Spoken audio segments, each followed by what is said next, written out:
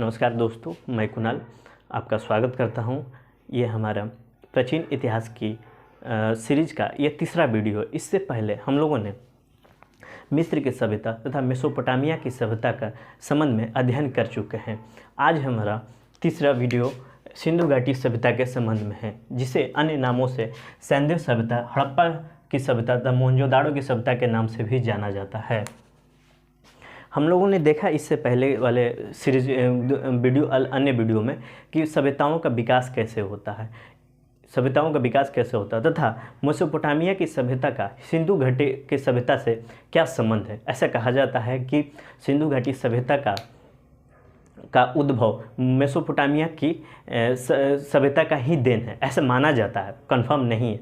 ठीक है, तो आज हम लोग सिंधु घाटी सभ्यता के अध्ययन के बारे में चर्चा करेंगे। इससे हम जिसका समय काल 2300 से लेकर 1900 BC के बीच माना जाता है। हालांकि इस पर भी विवादास्पद है, क्योंकि इतिहास व्यापक एवं मत वैभिन्न का विषय है। इसलिए कोई लोग 2500 से लेकर 1750 के टाइम पीरियड को भी मानते हैं।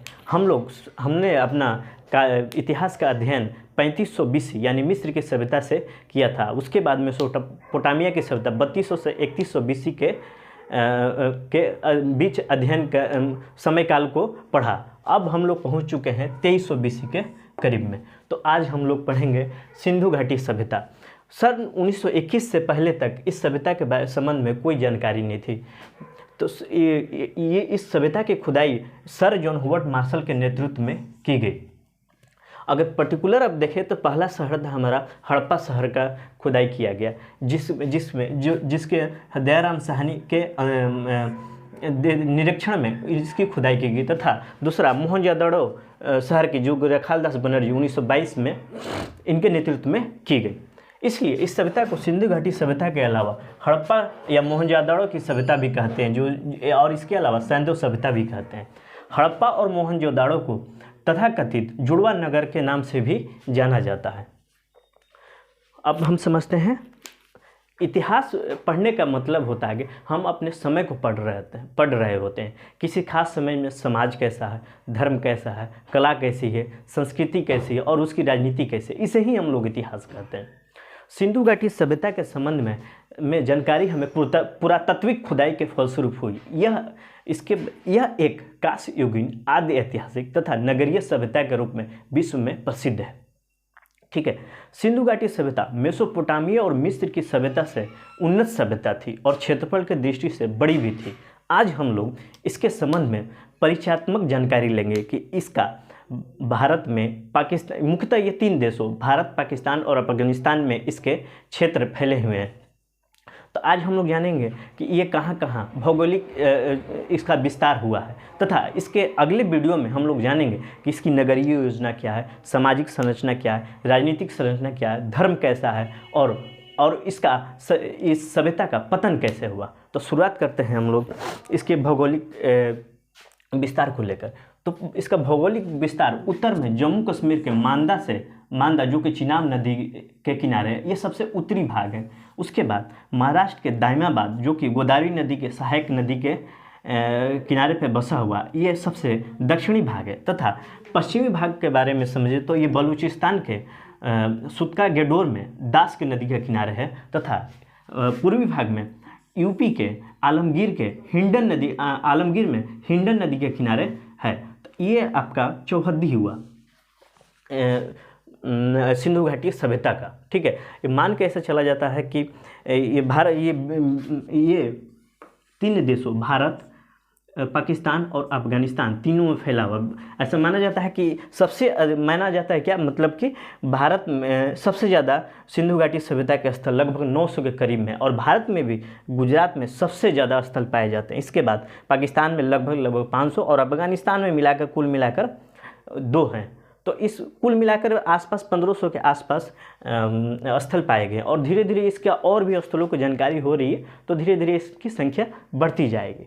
तो शुरुआत करते हैं हम लोग अफगानिस्तान से। अफगानिस्तान में सोर्तुगोई और मुंडिका 2 प्रमुख स्थल हैं। इसके अलावा पाकिस्तान में पंजाब में देखिए पंजाब का दो विभाजन हुआ। भारत में जो पंजाब है, पूर्वी पंजाब है, तथा पाकिस्तान में भी एक पंजाब है जिसे पश्चिमी पंजाब कहते हैं। तो पाकिस्तान के पंजाब में हड़प्पा नदी के किनारे हड़प्पा रावी नदी के किनारे सिंध प्रांत में, जिसके राइट बैंक मतलब दाहिने तट पर मोहनजोदाड़ो है, जो कि सिंधु घाटी सभ्यता का सबसे बड़ा नगर है। इसको ध्यान रखिएगा कि जो मोहनजोदाड़ो है सिंधु घाटी सभ्यता का सबसे बड़ा नगर माना जाता है, जो कि इसके सिंध प्रांत में सिंधु नदी के राइट बैंक पर है, माने कि दाएं तट पर है। तथा बाएं तट पर एक और शहर है चनहुदड़ो, एक और स्थल है चनहुदड़ो, ठीक है। इसके बाद सिंध प्रांत में ही कोट दीजी भी एक स्थल पाया गया है। फिर इसके बाद हम देखेंगे कि पाकिस्तान के ही बलूचिस्तान प्रांत में सुतका गेडोर पाया गया है, जो सबसे पश्चिमी भाग है। तथा इसके अलावा बलूचिस्तान में डाबरकोट और बालाकोट भी मौजूद है, स्थल मौजूद है, जिसमें हम लोगों ने कुछ दिन पहले वहाँ पर सर्जिकल स्ट्राइक भी किया था, तो वहीं ये बालाकोट है, ठीक है। तो अगले वीडियो अगले इसी 1 मिनट के बाद मैं वीडियो बनाऊंगा, क्योंकि जगह कम है, तो भारत के स्थलों के बारे में जानकारी लेंगे 1 मिनट पॉज के बाद।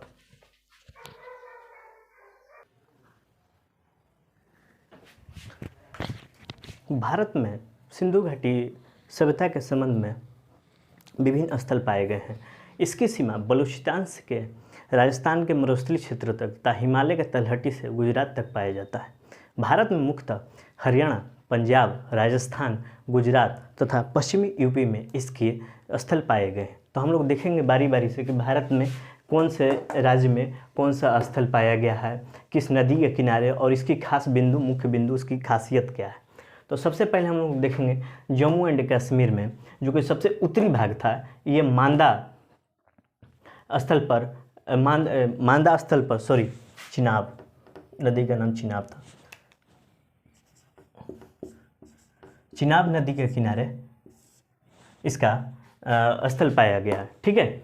उसके बाद पंजाब में 2 स्थल, जैसे कि पाकिस्तान में भी पंजाब था, हमारे में भी पंजाब है, तो यहाँ पर 2 स्थल रोपड़ और संघोल पंजाब में पाए गए हैं, जो कि रोपड़ जो है सतलज नदी के किनारे है। यहाँ पर इसका मुख्य बिंदु के रूप में देखेंगे कि तांबे के कुल्हाड़ी के साक्ष्य यहाँ से पाए गए हैं।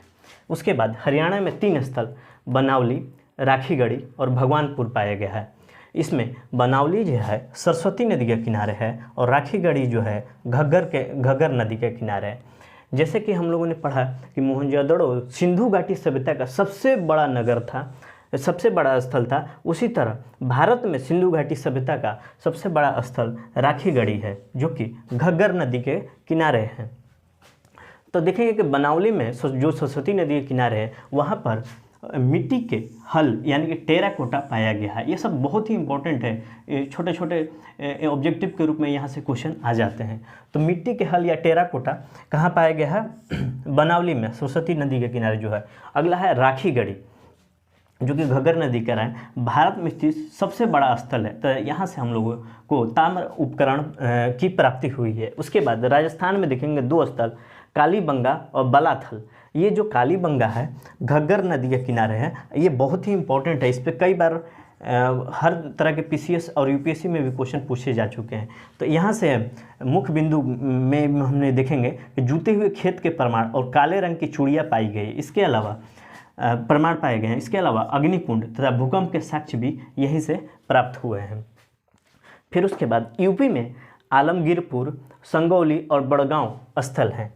और तथा महाराष्ट्र में दाइमाबाद जो है, जो सबसे दक्षिणी भाग था इस स्थल का। तो इसके अलावा गुजरात का हम लोग थोड़ी देर में देखेंगे। तो उससे पहले हम लोग पाकिस्तान के स्थलों के बारे में जानकारी ले लेते हैं। तो इसमें इसके प्रमुख स्थलों में पहला है हड़प्पा और दूसरा है मोहनजोदाड़ो, जिसे तथाकथित जुड़वा राजधानी भी कहा जाता था। जो कि हड़प्पा वहीं पर रावी नदी के किनारे हैं, जहाँ से हमें विशाल अन्नागार, कांस्य दर्पण, R37 कब्रिस्तान तथा पाए गए हैं, ठीक है। उसके बाद अगला है हमारा मोहनजोदाड़ो, जो कि सिंधु नदी के किनारे है, जहाँ से हमें अन्नागार, स्नानागार तथा नर्तकी की मृत्यु और एक श्रृंगी पशु के साक्ष्य हमें मिले हैं। ठीक है, अगला हम लोग का है गुजरात, जो कि भारत में सबसे अधिक सिंधु घाटी स्थल वहाँ पाए जाते हैं। तो उसकी विशेषताओं को देखते हैं।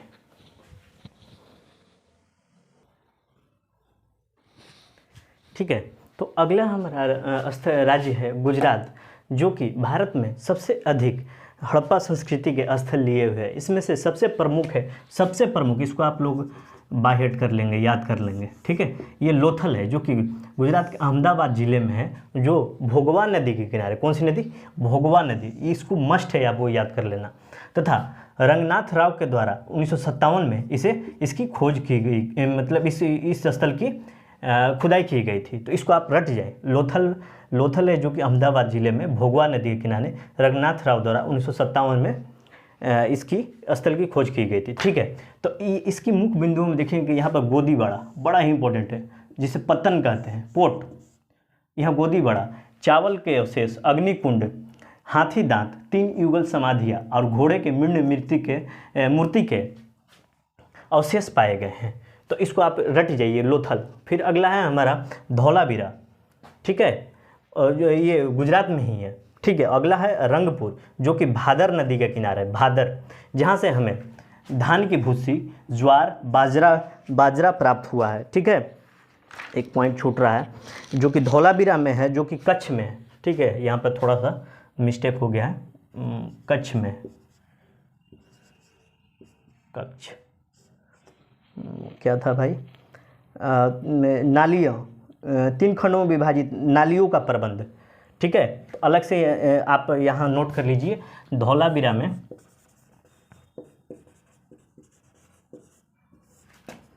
3 खंडों में विभाजित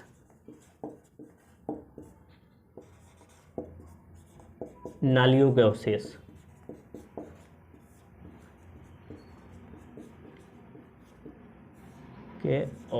पाए गए। चलिए, ह्यूमन मिस्टेक होते रहता है। ठीक है, तो अब हम लोग देखेंगे गुजरात में ही कच्छ में धौलावीरा में 3 खंडों में विभाजित नालियों के अवशेष पाए गए। उसके बाद रंगपुर जो है अहमदाबाद में है, वो भादर नदी के किनारे है, जो यहाँ से हमें धान की भूसी, ज्वार और बाजरा के अवशेष मिले हैं। उसके बाद भक्ताराव, रोजदी, ये गुजरात में ही है। और उसके बाद सुतकोटदा, जहाँ ये भी कच्छ में है, जहाँ पर सरस्वती नदी के किनारे घोड़े के अस्थि के अवशेष प्राप्त हुए। मात्र यही एक जगह है जहाँ से हमें घोड़े के अस्थि के अवशेष प्राप्त हुए हैं। ठीक है, एक और स्थल छूट गया था, जो पाकिस्तान का स्थल था, चुनहुदड़ो। इस हम लोग हालांकि इसके बारे में पढ़ चुके हैं, लेकिन इसकी विशेषताओं के बारे में नहीं जानते हैं। सिंधु, मुख्य बिंदु इसके क्या है? सिंधु, जहाँ से हमें मनके बनाने के कारखाना, कंघा, लिपस्टिक, काजल और पाउडर भी मिले हैं, तथा बिल्ली एवं कुत्ते के अवशेष भी यहाँ से प्राप्त हुए हैं। तो ये रहा सिंधु घाटी सभ्यता का भौगोलिक परिचय। और कल हम लोग उसके सांस्कृतिक, राजनीतिक, धार्मिक परिचय के बारे में जानकारी लेंगे, तथा इस सभ्यता का अंत कैसे हुआ, पतन कैसे हुआ, इसके बारे में कल समझेंगे। ठीक है, आज भर के लिए इतना ही। आपके सहयोग के लिए धन्यवाद।